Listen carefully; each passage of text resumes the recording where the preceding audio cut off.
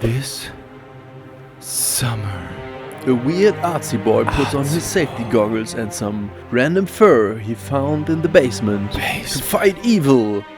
Equipped with a pen to mainly draw penises, if we're honest, and a brush to, well, mainly to color said penises, and a nail to nail. Anyway, it's also in space, but you know, with pencils.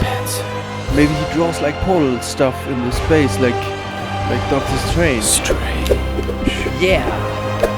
He's tools man. Guy. You get it? It's a superhero thing, but with art supplies. Yeah.